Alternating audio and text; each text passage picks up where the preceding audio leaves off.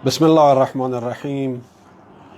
अल्हम्दुलिल्लाहि रब्बिल आलमीन वस्सलातु वस्सलामु अला अब्दिही व रसूलिहिल करीम सय्यदना व मौलाना अबुल क़ासिम मुहम्मद व अहले बैतिहि अत्तय्यबीन अत्ताहिरीन अल-मअसूमीन अल्लज़ीना अज़हबल्लाहु अन्हुमुर रिज्सा व तहहरहुम तत्हीरा वल्लअनतु दाइमतु अला अअदाइहिम अजमईन मिन यौमि ज़ुल्मिहिम इला क़ियामि यौमिद्दीन।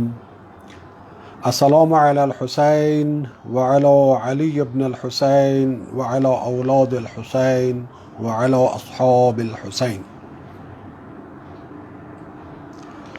अपनी आज की गुफ्तगू का आगाज़ करते हैं इस दुआ के साथ कि अल्लाह ताला मुहम्मद व आले मुहम्मद की मारिफत और विलायत के नूर से हमारे दिलों को ज़्यादा से ज़्यादा नूरानियत अता फ़रमाए। इमाम हुसैन अलैहिस्सलातु वस्सलाम की मजालिस अज़ा की नूरानियत से हमारे दिलों को, हमारी सोचों को, हमारे किरदार को, हमारे अमल को नूरानियत अता फ़रमाए और इस नूर को दुनिया में, बरज़ख में, आखिरत में हमारे साथ रखे और सब अहले ईमान और अहले इस्लाम को अपनी खुसूसी रहमतों और बरकतों से नवाजे और सबको गम हुसैन के सिवा कोई गम ना दिखाए। इरशादात इमाम हुसैन अलैहिस्सलाम की रोशनी में गुफ्तगू का सिलसिला जारी है। आज की इस नशिस्त में हम इमाम हुसैन अलैहिस्सलाम के एक ख़त के बारे में गुफ्तगू करेंगे जो आपने मक्का पहुंचने के बाद बसरा के लोगों की तरफ लिखा। जैसा कि मैंने अर्ज़ किया कि इमाम हुसैन अलैहिस्सलाम की स्ट्रेटजी और उनकी हिकमत अमली ये थी कि आप मदीना से मक्का में तशरीफ़ लाए, क्योंकि मक्का मुसलमानों का मरकज़ था। लोग उम्रा करने के लिए सारा साल वहाँ आ रहे होते हैं।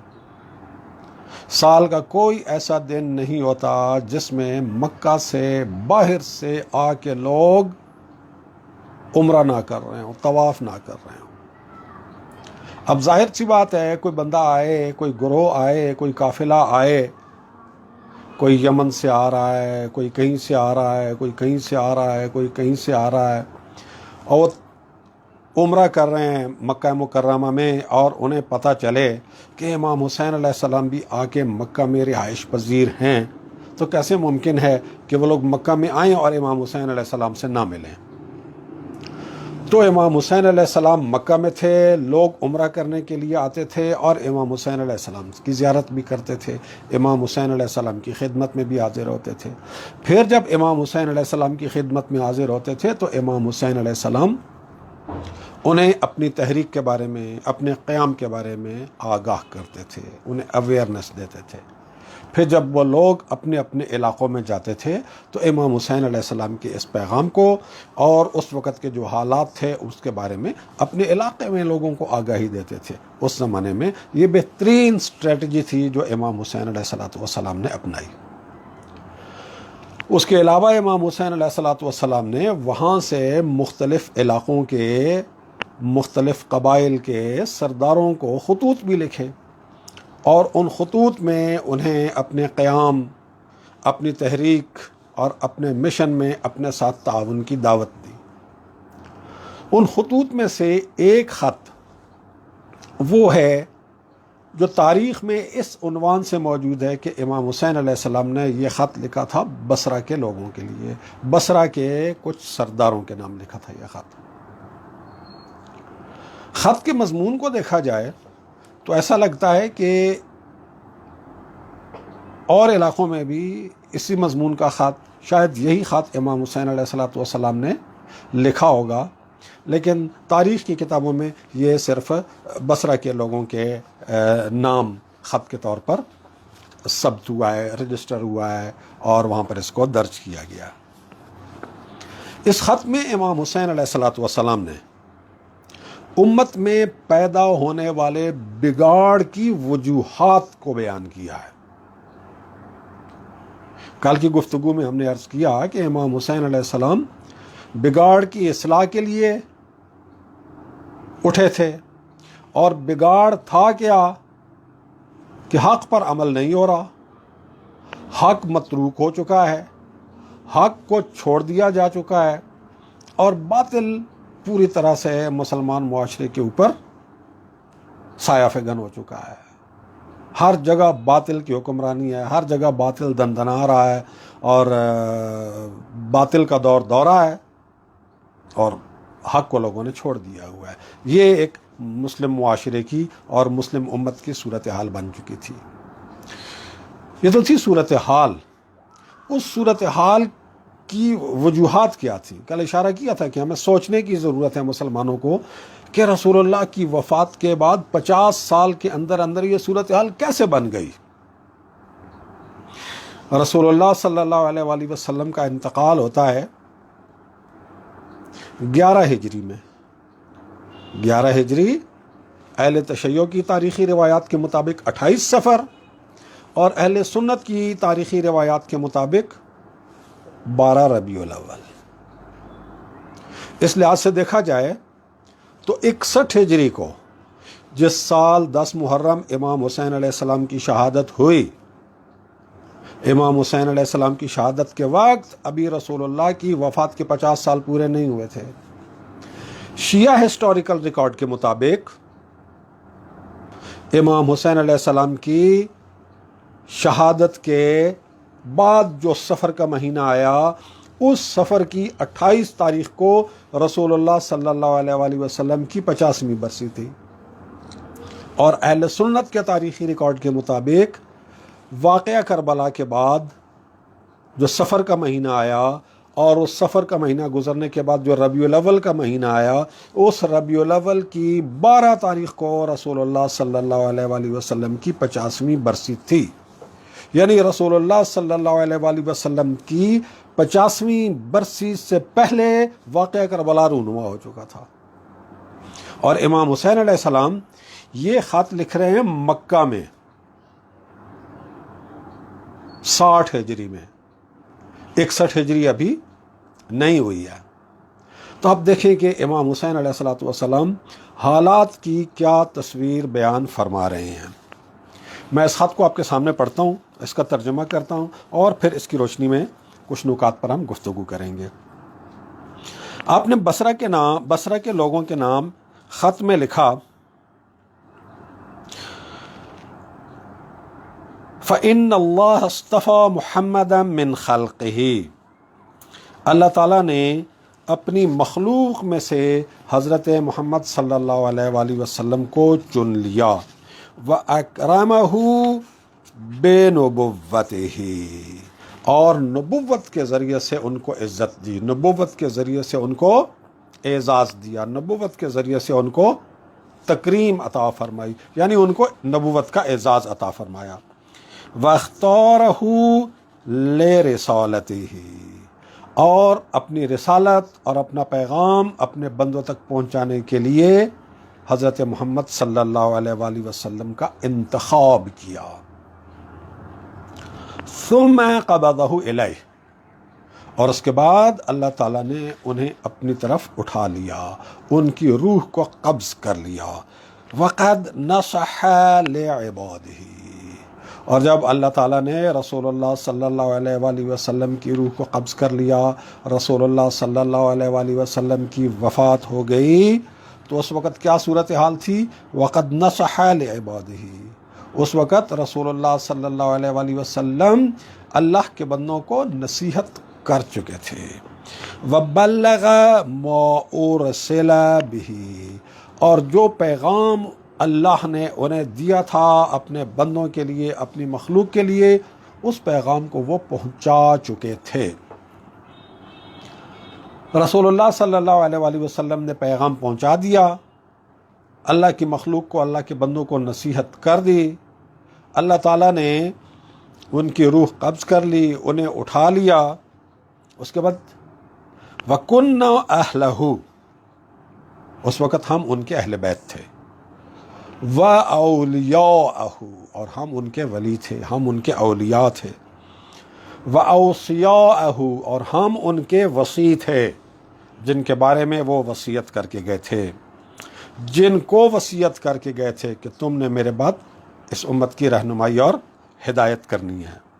وَوَرَثَتَهُ، اور ہم ان کے وارث تھے۔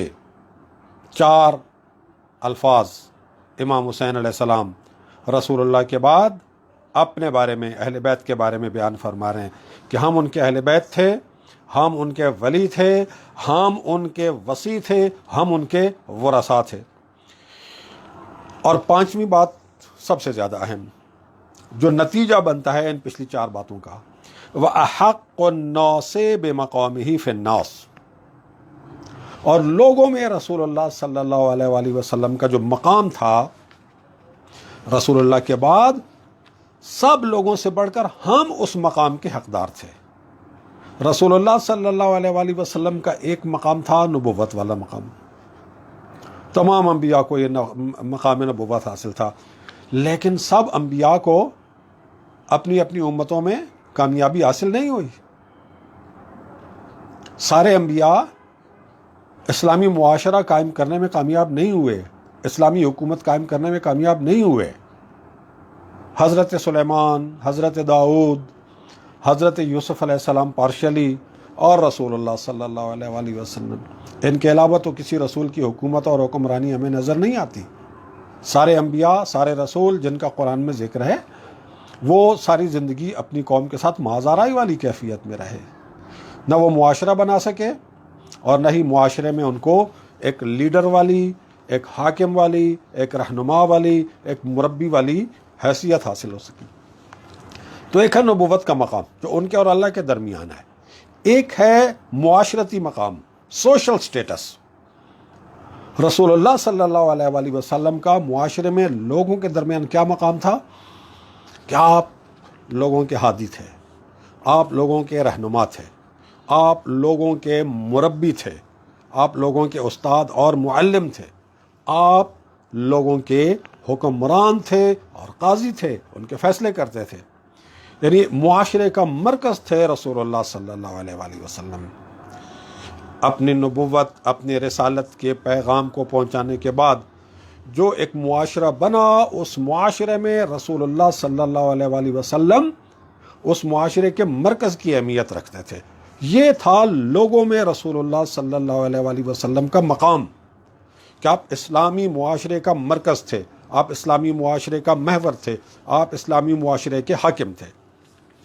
تو امام حسین علیہ السلام فرما رہے ہیں کہ رسول اللہ کی روح کو اللہ تعالیٰ نے قبض کر لیا، انہیں اپنے پاس بلا لیا، ہم ان کے اہل بیت تھے، ان کے اولیاء تھے، ان کے اوصیاء تھے، ان کے ورثاء تھے، اور جو رسول اللہ صلی اللہ علیہ وآلہ وسلم کو لوگوں کے درمیان مقام حاصل تھا، اس مقام کے سب لوگوں سے زیادہ حقدار ہم تھے۔ وَأَحَقُّ النَّاسِ بِمَقَامِهِ فِي النَّاسِ، لوگوں میں جو ان کا مقام تھا، اس مقام کے سب سے زیادہ حقدار ہم تھے۔ فَاسْتَأْثَرَ عَلَيْنَا قَوْمُنَا، لیکن ہماری قوم نے اپنے آپ کو ہم پر مقدم کر دیا۔ ہمیں آگے کرنا چاہیے تھا، لیکن ہمیں آگے کرنے کی بجائے خود اپنے آپ کو ہمارے اوپر مقدم کر لیا، ہم پر آگے کر لیا اور اس مقام کو اپنے ہاتھ میں لے لیا۔ فرضینا، لیکن ہم اس بات پر راضی رہے۔ راضی رہے کا مطلب یہ نہیں ہے کہ ہاں جو تم نے بہت اچھا کیا، بالکل ٹھیک ہو گیا، نہیں۔ راضی رہنے کا مطلب بعض اوقات یہ ہوتا ہے کہ انسان کوئی سچویشن کریٹ نہیں کرتا۔ آپ کا حق ہے، کسی نے آپ کا حق آپ سے چھین لیا، کسی نے آپ کا حق آپ سے غصب کر لیا، اب آپ کے سامنے 2 راستے ہیں کہ اگر آپ دیکھتے ہو کہ آپ آرام سے، سکون سے، بغیر کوئی مسئلہ پیدا کیے، بغیر کوئی فساد پیدا ہوئے، بغیر کوئی خرابیاں پیدا ہوئے آپ اپنا حق لینے کی سٹرگل کر سکتے ہو اور حق لے سکتے ہو تو پھر آپ یہ کوشش کرتے ہیں. لیکن اگر آپ کو پتہ ہو کہ آپ اپنا حق لینے کے لیے کوشش کریں گے، اپنا حق لینے کے لیے سٹرگل کریں گے، خرابی ہوگی، فساد ہوگا، بگاڑ ہوگا، انتشار پھیلے گا، تو آپ کہتے ہیں کوئی بات نہیں، یہ جو میرا حق ان لوگوں نے چھین لیا ہے یہ خرابی ہے، لیکن یہ چھوٹی خرابی ہے. میں اپنا حق حاصل کرنے کے لیے انتشار پھیلاؤں، گڑبڑ کروں، محاذ آرائی کی صورتحال پیدا کروں، اختلاف پیدا کروں، معاشرے کی وحدت کو پارا پارا کر دوں، یہ بڑی برائی ہے. تو چلو کوئی بات نہیں ہے، میرا حق چلا گیا، یہ چھوٹی برائی ہے، میں ایسے چھوٹی برائی کو قبول کر لیتا ہوں اور اپنے اس حق کو حاصل کرنے کے لیے میں بڑی خرابی کی طرف نہیں جانا چاہتا ہوں. تو یہ بھی راضی ہونے کی ایک قسم ہے. تو امام علیہ السلام جس راضی ہونے کی بات کر رہے ہیں وہ یہ ہے. اس کا یہ مطلب ہرگز نہیں ہے کہ امام علیہ السلام نے اس چیز کو اپروو کر دیا کہ ہاں جی تم لوگوں نے ہمارے حق کو غصب کر لیا تو ہم اپروو کرتے ہیں، اب یہ حق واقعی آپ کا ہو گیا. ایسا نہیں ہے. اور آگے اس بات کی وضاحت فرما رہے ہیں امام علیہ السلام، وَكَرِهْنَا الْفُرْقَةَ، ہم نے افتراق، گروہ بندی، اس کو ناپسند کیا. اس لیے کہ اگر اپنا حق حاصل کرنے کے لیے میدان میں آتے، تحریک چلاتے، کوئی بھی سٹرگل کرتے تو معاشرے کی اور امت کی وحدت قائم نہ رہتی اور تفرقہ، اختلاف اور گروہ بندیاں پیدا ہو جاتی. وَكَرِهْنَا الْفُرْقَةَ وَأَحْبَبْنَا الْعَافِيَةَ، اور ہم نے عافیت کو پسند کیا کہ معاشرے میں عافیت رہے، معاشرے میں امن رہے، معاشرے میں سکون رہے، امت کے حالات پرسکون رہیں، امت کے حالات میں ناامنی اور یہ بدحالی وغیرہ پیدا نہ ہو.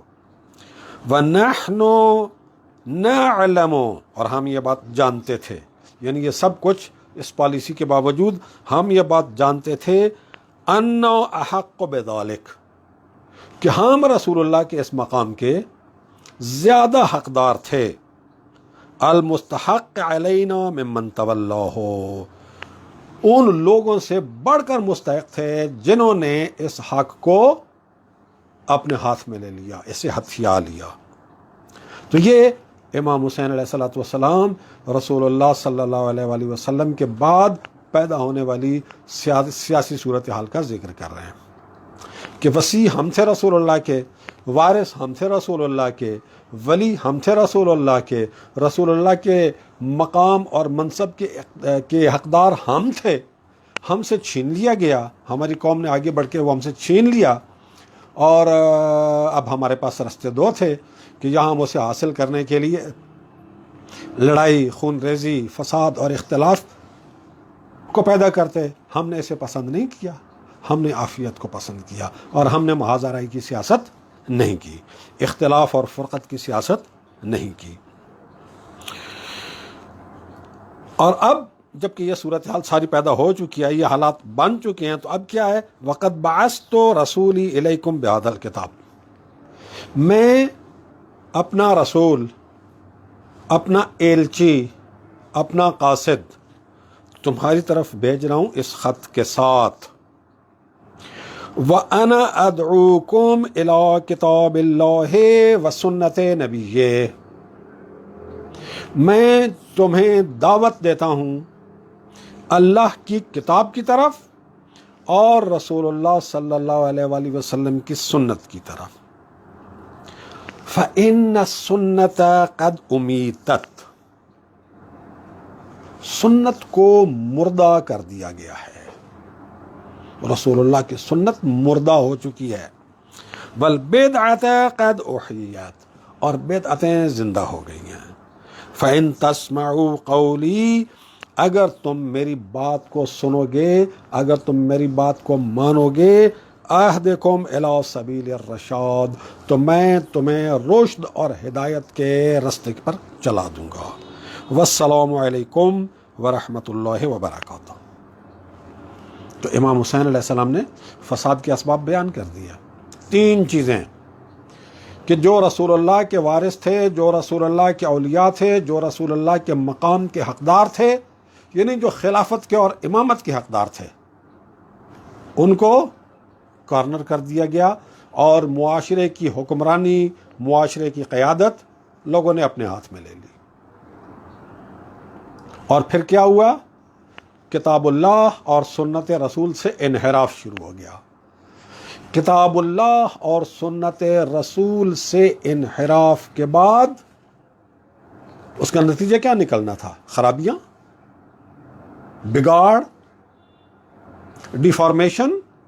جس فارم میں رسول اللہ صلی اللہ علیہ وآلہ وسلم نے امت کو بنایا تھا، جس فارم میں رسول اللہ صلی اللہ علیہ وآلہ وسلم نے امت کو چھوڑا تھا، تو جب رسول اللہ صلی اللہ علیہ وآلہ وسلم کے حقیقی وارثوں کو، معاشرے کے حقیقی رہنماؤں کو، حقیقی خلفائے رسول کو الگ کر دیا گیا اور خود معاملات کو ہاتھ میں لے لیا، تو نتیجہ کیا ہوا؟ معاشرہ ڈیفارم ہونا شروع ہو گیا، امت ڈیفارم ہونا شروع ہو گئی. اور اب امام حسین علیہ السلام اس کو ریفارم کرنے کے لیے دوبارہ میدان میں آئے ہوئے ہیں. کل کی گفتگو میں جو ہم نے امام حسین علیہ السلام کا ارشاد پڑھا تھا، اس میں آپ اپنا ٹول کیا بیان کر رہے تھے؟ اريد ان امر بالمعروف وانهى عن المنکر. میں معاشرے کے اس بگاڑ کی اصلاح کرنے کے لیے امر بالمعروف اور نہی از منکر کا راستہ اختیار کروں گا. واسیر بسیرت جدی و ابی علی ابن ابی طالب. اور اپنے نانا اور اپنے بابا کی سیرت پر عمل کروں گا معاشرے کو ریفارم کرنے کے لیے. اس لیے کہ ڈیفارم ہوا ہی یہاں سے ہے کہ رسول اللہ کی سیرت کو چھوڑ دیا گیا، مولا علی کی سیرت کو چھوڑ دیا گیا، کتاب اللہ کی تعلیمات کو چھوڑ دیا گیا، حق کو چھوڑ دیا گیا، باطل کو اپنا لیا گیا. یہاں امام حسین علیہ السلام کیا بتا رہے ہیں کہ میں ریفارم کے لیے کیا کر رہا ہوں؟ تمہیں دعوت دیتا ہوں اللہ کی کتاب اور رسول اللہ کی سنت کی طرف. فإن السنة قد امیتت. سنت کو مردہ کر دیا گیا. والبدعۃ احییت. اور بدعتوں کو زندہ کر دیا گیا. سنت کیا ہے؟ ہمارے ہاں بھی بہت ساری معاشرے میں سنتیں رائج ہیں.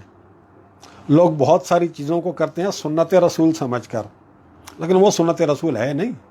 یہ سنت رسول کی ایک ظاہری سی شکل ہے. اب داڑھی رکھ لو،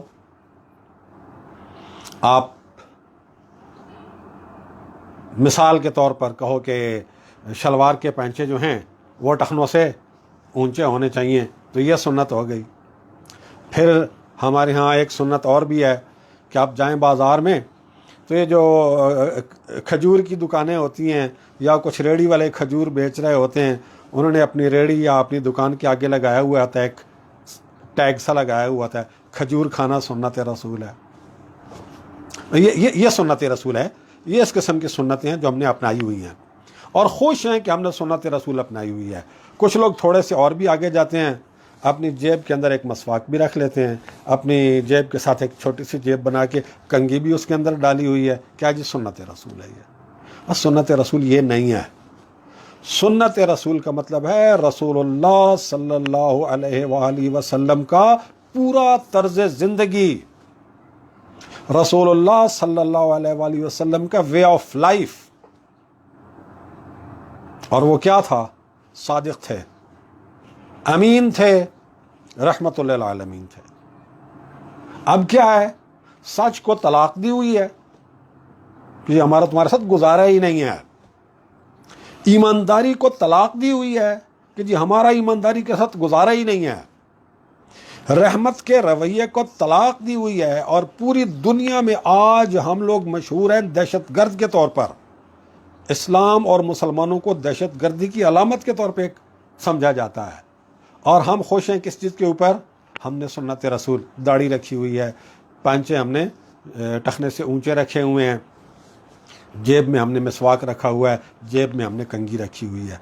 یہ والی ساری سنتیں لشکر یزید کے اندر بھی تھی. لشکر یزید کے ہر بندے نے داڑھی رکھی ہوئی تھی.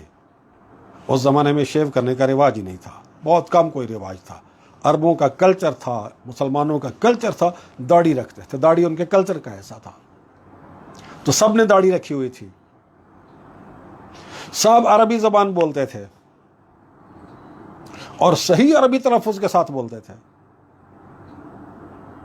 اور سب کھجور کھانے والی سنت رسول پر بھی عمل کرتے تھے. لشکر یزید کے اندر کھجوروں کی بوریاں پڑی تھیں، بوریوں کی بوریاں وہ ساتھ لائے ہوئے تھے کھانے کے طور پہ، ان کی خوراک تھی.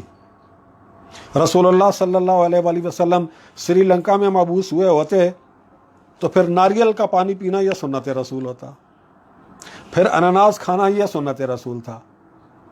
رسول اللہ صلی اللہ علیہ وآلہ وسلم کھجور کیوں کھاتے تھے؟ اس لیے کہ جس معاشرے میں آپ کو بھیجا گیا تھا اس معاشرے میں یہ وہ خوراک تھی جو ایزیلی اویلیبل تھی اور غذائیت میں بہت اچھی تھی. تو رسول اللہ صلی اللہ علیہ وآلہ وسلم اس کو بطور خوراک کے استعمال کرتے تھے. رسول اللہ کسی بھی معاشرے میں چلے جاتے تو اس معاشرے میں جو بھی چیز غذا کے طور پر ایزیلی اویلیبل ہوتی اور غذائیت میں اچھی ہوتی، رسول اللہ صلی اللہ علیہ وآلہ وسلم اسی کو استعمال کرتے، پھر وہ سنت رسول بن جاتی. تو کھجور کھانا بیسیکلی سنت رسول نہیں ہے. بیسیکلی ہر مسلمان کے لیے سنت رسول یہ ہے کہ آپ کے معاشرے میں جو غذائی چیزیں ایزیلی اویلیبل ہیں اور غذائیت میں ریچ ہیں آپ انہیں استعمال کیا کرو، یہ ہے سنت رسول. بہرحال ہمارے یہاں کیا ہے، کھجور کھانا سنت رسول ہے. تو یہ سنت رسول بھی کیا ہے، لشکر یزید اس پر عمل کر رہا تھا. حافظ قرآن تھے، آدھے سے زیادہ لشکر یزید حافظان قرآن پہ مشتمل تھا. اور وہ ہماری طرح کے، ہمارے ہاں کے حافظوں کی طرح کے حافظ نہیں تھے کہ بچے کو آپ نے قرآن شریف حفظ کرا دیا. 8-9 سال کا بچہ ہے، 6-7 سال کا بچہ ہے، اسے ڈال دیا حفظ میں اور اس نے 4-5 سال لگا کے حفظ کر لیا، حافظ بن گیا. اور اب وہ تراویحیں بھی پڑھنی شروع کر دیں اور باقی بھی سلسلے شروع کر دیے. آپ اس سے قرآن شریف کی کسی آیت کا مطلب پوچھیں، مطلب اسے معلوم نہیں ہے. ایک کیسٹ کی طرح سے ہے، ایک ایس ڈی کارڈ کی طرح سے ہے جس کے اوپر ریکارڈ ہوئی ہے عربی عبارت. تو عربی عبارت کی کیسٹ ہے ہمارا حافظ. لیکن وہ جو لشکر یزید میں آدھے سے زیادہ حافظان قرآن تھے ان کی تو زبان ہی عربی تھی، وہ معنی بھی جانتے تھے. صرف حافظ قرآن نہیں تھے، اس کے معنی بھی جانتے تھے. حاجی صاحبان تھے، خود شمر جو آخری لمحے میں جہاد کربلا کے آخری مرحلے میں امام حسین علیہ السلام کو شہید کرنے والے مخصوص گروہ کی، جس گروہ کو ٹاسک دیا تھا کہ امام حسین علیہ السلام کو شہید کریں، اس گروہ کو کمانڈ کر رہا تھا. یہ شمر حافظ قرآن تھا، خوبصورت لہجے میں قرآن شریف کی تلاوت کیا کرتا تھا، اور یہ حاجی صاحب بھی تھا. کچھ جگہوں پہ میں نے دیکھا ہے، پڑھا ہے کہ اس نے 14 حج کیے ہوئے تھے واقعہ کربلا سے پہلے، اور ایک جگہ پڑھا ہے کہ 18 حج کیے ہوئے تھے. تو حاجی صاحب، شمر کیا تھا، حاجی صاحب، حافظ صاحب، قاری صاحب، نمازیں بھی پڑھتے تھے. 10 محرم کو عاشورہ کے دن صبح نماز پڑھی لشکر یزید نے، اور نماز میں یہ کہا السلام علیکہ ایھا النبی ورحمۃ اللہ وبرکاتہ. نماز میں یہ کہا اللہم صلی علی محمد وعلی آل محمد. نماز پڑھنے کے بعد آل محمد کو ذبح کرنے کے لیے تلواریں لے کے کھڑے ہو گئے، اور آل محمد کو ذبح کرنے کے بعد پھر عصر کی نماز پڑھی، اور پھر اس میں یہی کہا اللہم صلی علی محمد وآل محمد. لعنت ہے ایسے نمازیوں پر، اور لعنت ہے ایسی نماز پر، لعنت ہے ایسے حاجیوں پر، اور لعنت ہے ایسے حج پر. ہم لوگوں نے دینداری یہ سمجھ لیا، اور جو دین کی روح ہے اخلاقیات، کہ اپنا اخلاق ہمارا قرآن کے مطابق ہو، ہمارا اخلاق سنت رسول کے مطابق ہو، اس کو ہم نے مکمل طور پہ بند کر دیا ہے. اور جب دین کی روح سے غافل ہو جائیں، دین کی روح کو ترک کر دیا جائے، تو پھر اس کا نتیجہ کیا ہوتا ہے؟ پھر دین کے نام پر یہ ڈرامے بازیاں ہو جاتی ہیں، ڈرامے بازیاں رہ جاتی ہیں جو ہمارے معاشرے میں ہو رہی ہیں. ہم اپنے معاشرے میں دیکھیں، اس وقت پوری دنیا میں جتنے بھی اسلامی ممالک ہیں، ہر اسلامی ملک میں اپنے اپنے مسائل ہیں، لیکن اسلام کے نام پر ڈرامے بازیاں اور اسلام کے نام پر جتنی منافقت ہم پاکستانیوں کے معاشرے میں ہو رہی ہے، کسی اور معاشرے میں نہیں ہو رہی ہے. وجہ کیا ہے؟ اپنے آپ کو بے وقوف بنایا ہوا ہے کہ ہم مسلمان ہیں، اپنے آپ کو بے وقوف بنایا ہوا ہے کہ ہم عاشقان رسول ہیں، اپنے آپ کو بے وقوف بنایا ہوا ہے کہ ہم ناموس رسالت کے پہرے دار ہیں۔ ناموس رسالت میں سب سے بڑا ناموس رسول اللہ صلی اللہ علیہ وآلہ وسلم کا اپنا کردار ہے، جسے صبح سے لے کے شام تک ہر بندہ قتل کر رہا ہے، کردار رسول کو قتل کر رہا ہے۔ دودھ فروش ہے، صبح اپنی دکان کھولتا ہے، دکان میں پہلے سورہ یاسین لگاتا ہے، پھر نعت رسول کی جناب وہ کیسٹ لگاتا ہے، لیکن دودھ خالص ایک گھونٹ بھی نہیں ہوتا اس کے پاس۔ خود فریبی ہے یہ، دین کے نام پر خود فریبیاں ان سے نکلیں گے۔ اور یہ جو امام حسین علیہ السلام نے فرمایا کہ انا ادعوکم الی کتاب اللہ و سنت نبیہ، کتاب اللہ اور سنت رسول کی روح کو اختیار کرنا ہوگا۔ اور کتاب اللہ اور سنت رسول کی روح کیا ہے؟ کہ اپنے اخلاق کو اور اپنے طرز زندگی کو قرآن اور اہل بیت کی تعلیمات کے مطابق بناؤ۔ یہ نہیں ہوگا تو پھر ڈرامے بازیاں رہ جائیں گی، ہر روز ایک نیا ڈرامہ، ہر روز ایک نیا ڈرامہ، ہر روز ایک نیا ڈرامہ۔ چند روز قبل ایک اور ڈرامہ ہمارے ہاں پنجاب میں ہوا ہے، صوبہ پنجاب میں، مجھے معلوم نہیں آپ میں سے کتنے لوگوں کو اس کے بارے میں آگاہی ہے۔ یہ جو ہمارے نئے وزیر اعلیٰ بنے ہیں چودھری پرویز الہی صاحب، انہوں نے حکم دیا کہ آئندہ سے شادیوں کے موقع پر وہ ختم نبوت کے حلف نامے والا نکاح نامہ وہ پر کیا جائے گا۔ اور ڈرامے بازی کی انتہا دیکھیں، شادی ہو رہی ہے، دلہا دلہن نکاح نامے میں حلف نامہ بھی ہے کہ جی ہم قادیانی نہیں ہیں۔ جو مولوی صاحب ہیں نکاح پڑھنے والے، وہ بھی نکاح نامے میں وہ ان کا بھی دیا ہوا ہے حلف نامہ کہ جی میں قادیانی نہیں ہوں۔ اور جو شادی کے گواہان ہیں ان گواہوں کے لیے بھی کہ جی ہم قادیانی نہیں ہیں۔ اور خدا کا خوف کریں، یہ کیا ڈرامے بازیاں ہیں۔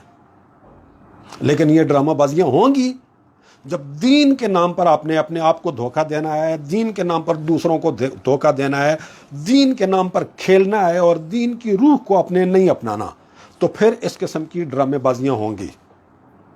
کوئی پوچھے چودھری صاحب سے، وزیر اعلیٰ صاحب سے، کہ آپ کے والدین کا جب نکاح ہوا تھا تو اس نکاح نامے میں یہ حلف نامہ تھا؟ یقیناً نہیں تھا۔ تو کیا پھر آپ کے والدین کے نکاح میں کوئی کمی رہ گئی؟ کیا آپ کے والدین کا نکاح ٹھیک نکاح نہیں ہوا تھا؟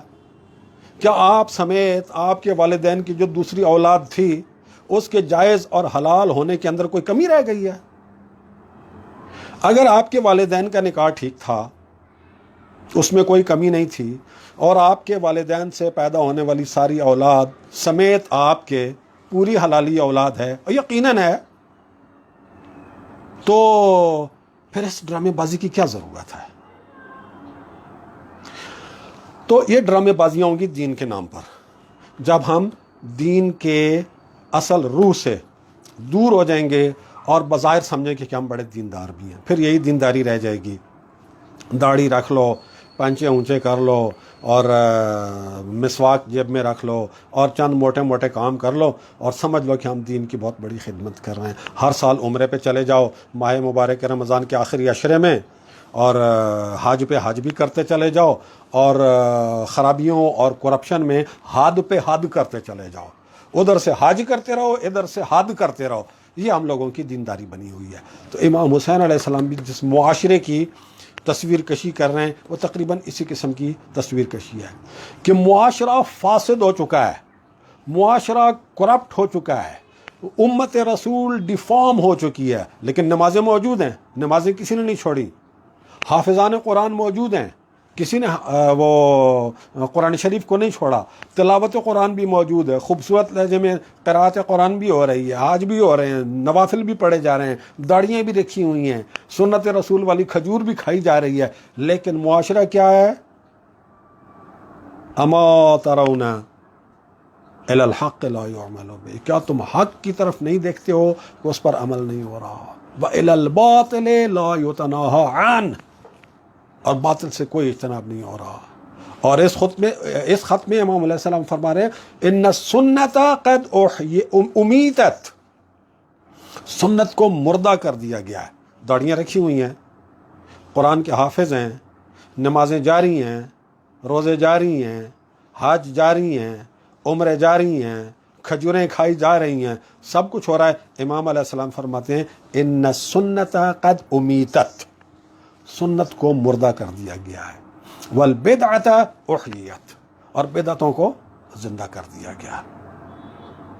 تو جب روح دین کو چھوڑ دیا جائے گا، جب حق کو چھوڑ دیا جائے گا، جب کتاب اللہ اور سنت رسول کی حقیقی تعلیمات کو چھوڑ دیا جائے گا، جب کتاب اللہ اور سنت رسول کی تعلیمات کی روح کو چھوڑ کر ریچولز کو اپنا لیا جائے گا، تو پھر صرف اور صرف فساد رہ جائے گا. آج ہمارا پاکستانی معاشرہ جو ہے وہ بھی اسی قسم کے فساد کے اندر پھنسا ہوا ہے، اور بہت بری طرح سے پھنسا ہوا ہے.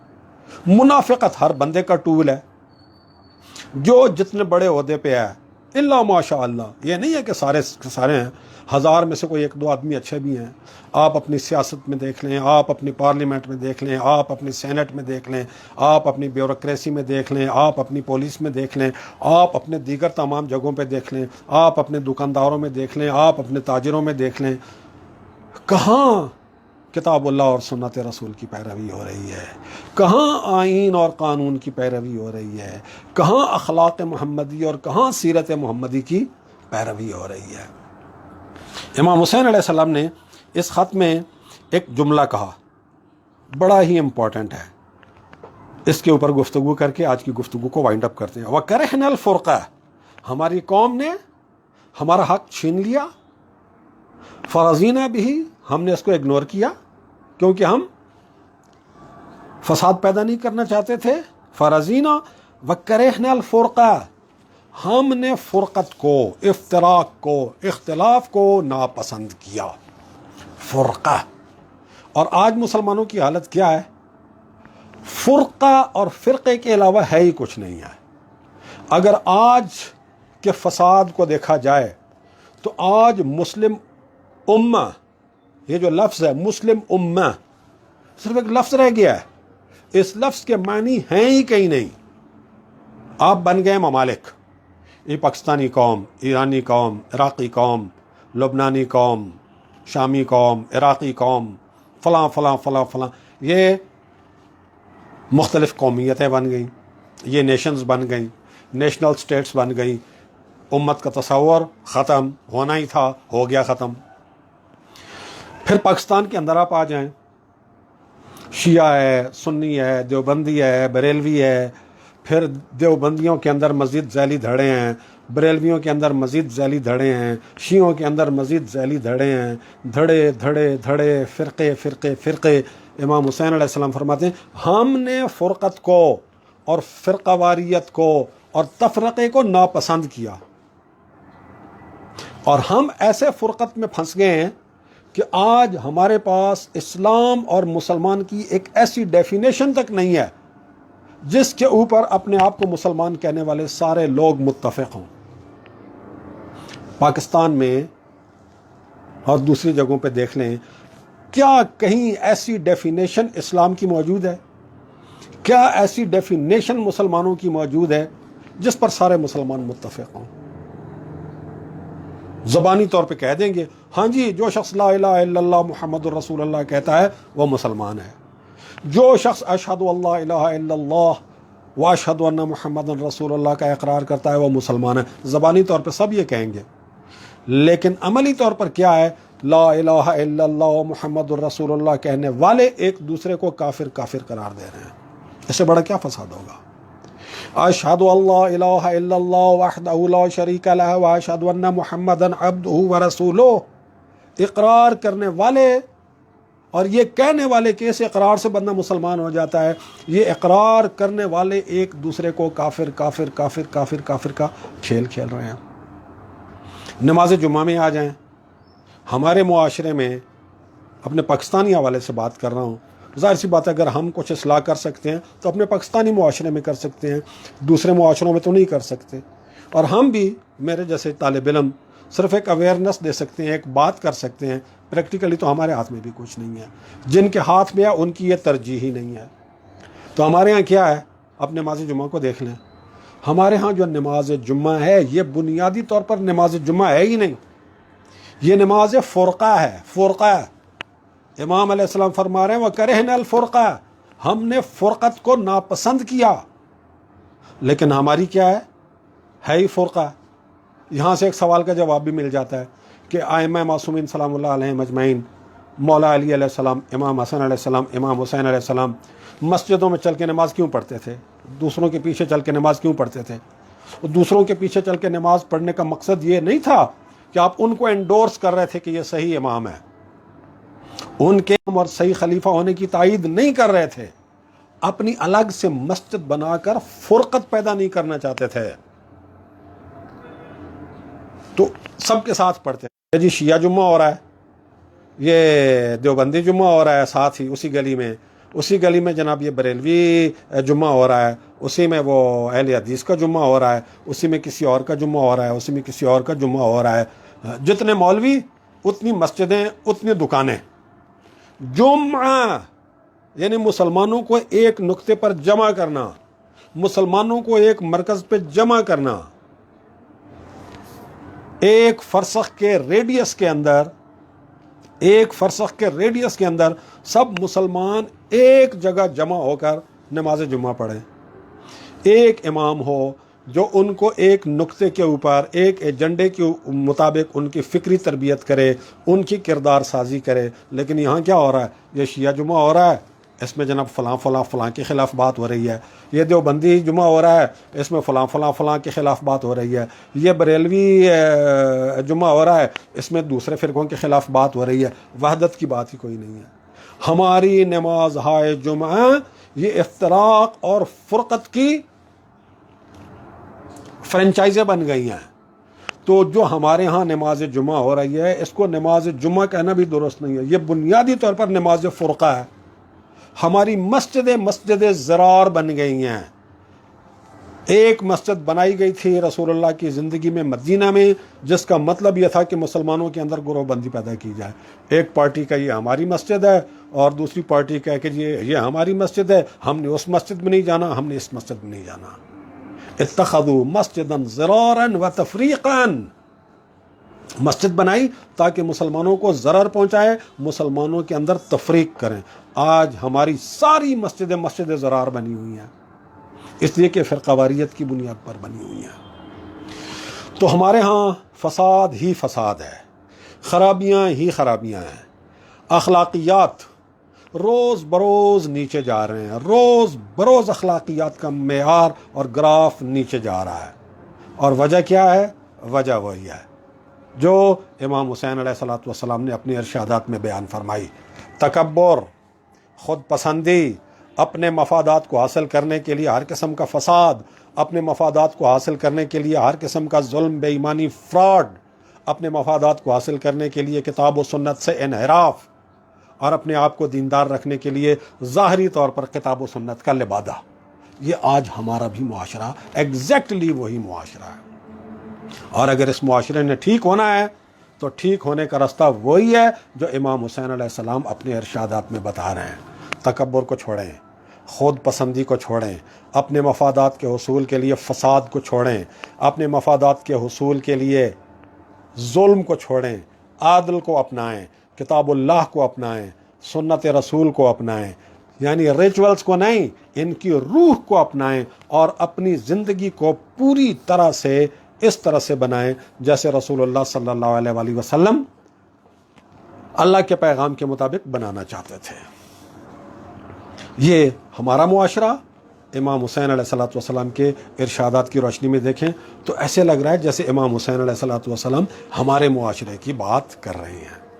تو امام حسین علیہ السلام امت کی اصلاح کے مشن کو لے کے اٹھے، مدینہ سے مکہ میں آئے، مکہ سے اویئرنس کی مہم شروع کی، مختلف علاقوں میں خطوط لکھے، اور پھر 8 ذی الحج کو مکہ کو چھوڑا، اور مکہ کو چھوڑنے کے بعد 8 ذی الحج نکلے ہیں مکہ سے،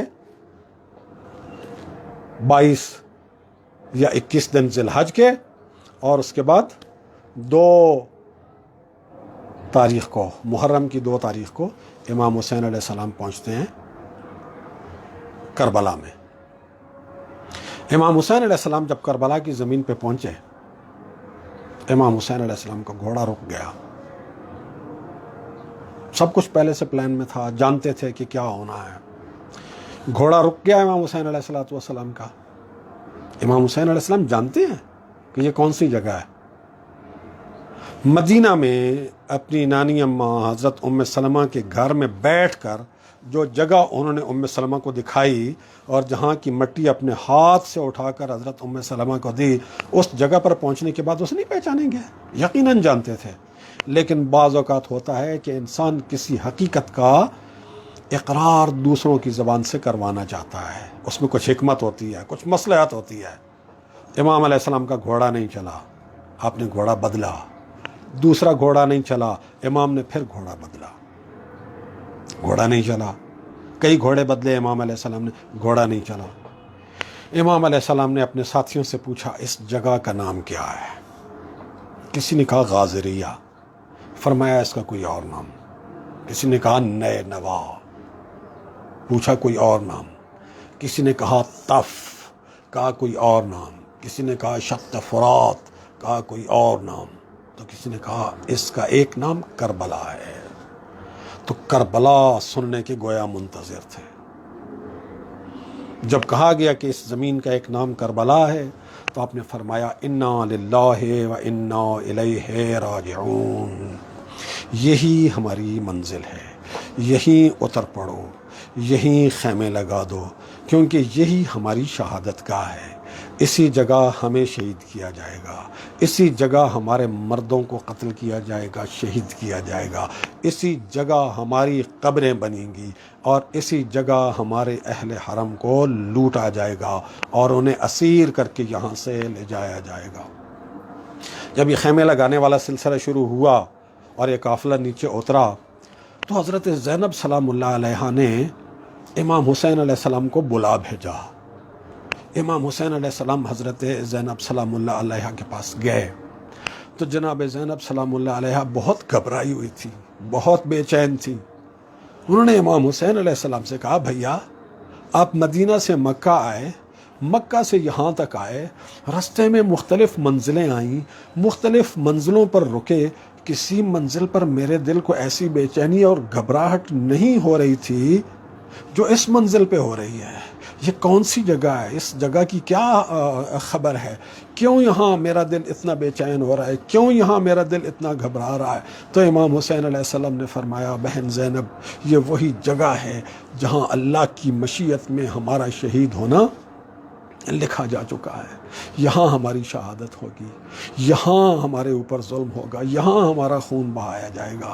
اور پھر امام حسین علیہ السلام نے حضرت زینب سلام اللہ علیہ کو ایک واقعہ سنایا کہ جب بابا کی حکومت تھی کوفہ میں، جب بابا خلیفہ تھے تو ایک دفعہ بابا اپنے لشکر کے ساتھ گزرے اسی جگہ سے، اور یہاں بابا کے لشکر نے تھوڑی دیر کے لیے پڑاؤ کیا۔ بابا آرام کرنے کے لیے لیٹے، تھوڑی دیر بعد ہی بابا کی آنکھ کھل گئی، بابا جاگ گئے، بابا کی آنکھوں سے آنسو بہہ رہے تھے اور بابا انا للہ و انا الیہ راجعون پڑھ رہے تھے۔